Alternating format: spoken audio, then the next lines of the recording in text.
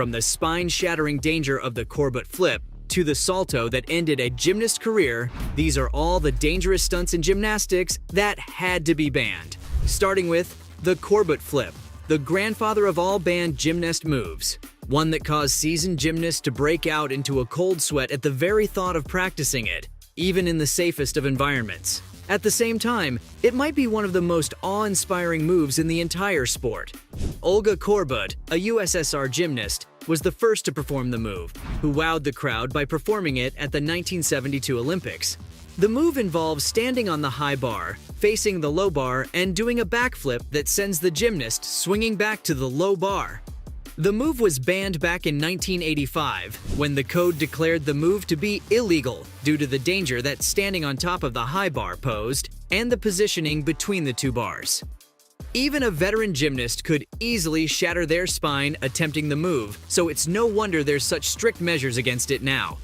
Of course, you'll probably still hear some grizzled old gymnasts reminiscing about the days where they were allowed to put their bodies in danger like that. Speaking of putting their bodies in danger, the Mukina flip would have the most seasoned gymnasts shaking in their boots. This flip, a move almost identical to the Corbett flip, is one of the most visually impressive flips in gymnastics history. Like the Corbett flip, it involves the gymnast standing on top of a high bar, but adds a 360-degree turn through a salto, backward with a twist. Honestly, my spine hurts just thinking about it. Of course, the move ended up being banned for pretty much the same reason as the Corbett flip, based on the balancing on the top bar. The move is so dangerous that it's been nicknamed the dead loop flip, and was only performed by Mukina exactly once, due to the extreme risk of spinal and cranial damage. There's also logistical reasons for its ban, with the code stating that the positioning on the high bar disrupts the gymnastics routine, meaning that if anyone tried to perform it in the modern day, they wouldn't even get that many points for it. But what happens when you perform a banned move anyway? Well, the punishment can depend on a number of things, like why the move was banned. Sometimes moves are banned for the danger they possess to the gymnasts themselves, and sometimes because they've become obsolete, with better, safer variations taking the spotlight. The latter is more of a soft ban, with athletes being discouraged through a deduction of points. I mean, who'd be crazy enough to perform a dangerous move that wouldn't even get them higher scores on the judges' cards? Of course, there's more severe punishments depending on the move, such as disqualification from the event or even bans. So while these moves aren't technically illegal, as in, you won't be taken to court over performing them, there's really no point in getting yourself to risk it at that point, so people are less likely to do things like the standing dismount. It's funny how often high bars are a recurring theme here, especially for moves from the 70s and 80s like the standing dismount I just mentioned. It's basically performed when the gymnast assumes a standing position on the high bar and flips off to dismount. Okay, so what's the big deal here? Well, you might remember that there's another bar right below the higher one. In between all the different variations of the move, which include twists, saltos, and other insane feats of human strength, there's a very real possibility for the gymnast to collide with the lower bar during the dismount.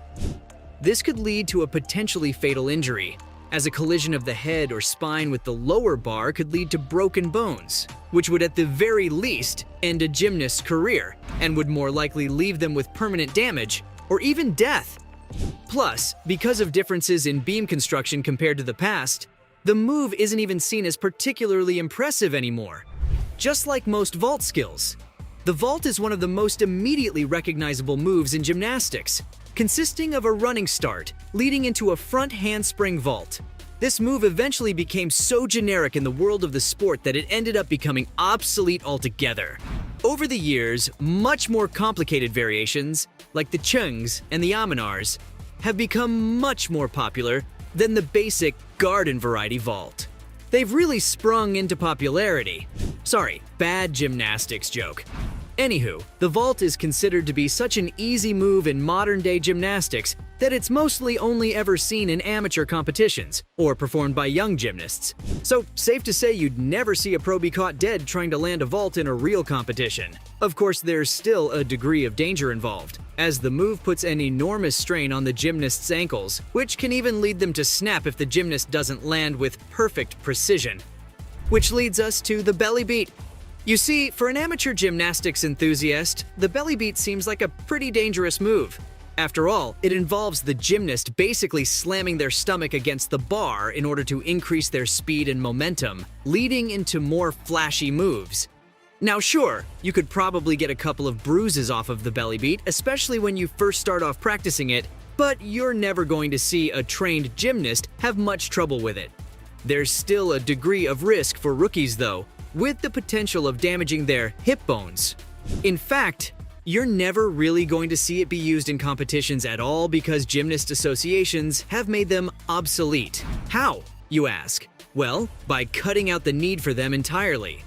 Bars are now significantly wider, eliminating the need to beat for increased momentum, meaning there's literally no advantage to performing the move. Momentum-based moves going out of style seems to be the norm these days, as you can see with the multiple front handspring. These are similar to the belly beat, as in a way for gymnasts to build momentum, which they can use to add to the rest of their routine, in their attempts to wow both crowds and judges. Now, the front handspring isn't exactly the most dangerous move in the world, at least when it's performed correctly.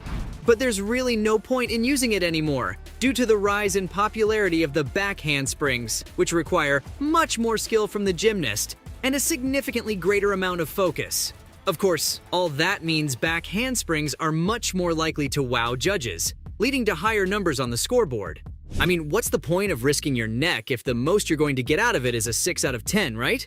Speaking of moves that get low points and result in injuries, let's look at the Silvas mount. This move was named after Daniela Silvas and includes a shoulder and chest stand, which honestly looks kind of hilarious to see, and helped her bag the gold in the 1988 Olympic Games. In modern times, not only does it not lend much to the scoreboard, it's also a move that has led to some pretty horrific injuries.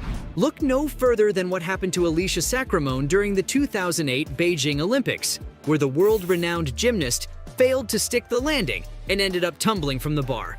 While she came out of it unharmed, it was mostly due to pure luck. Nowadays, the move is seen as pretty much useless and a surefire way to injure yourself at the start of your routine. And now, my last pick will show just how horrific some moves can be, like when the Thomas Salto ended Elena Mukina's career.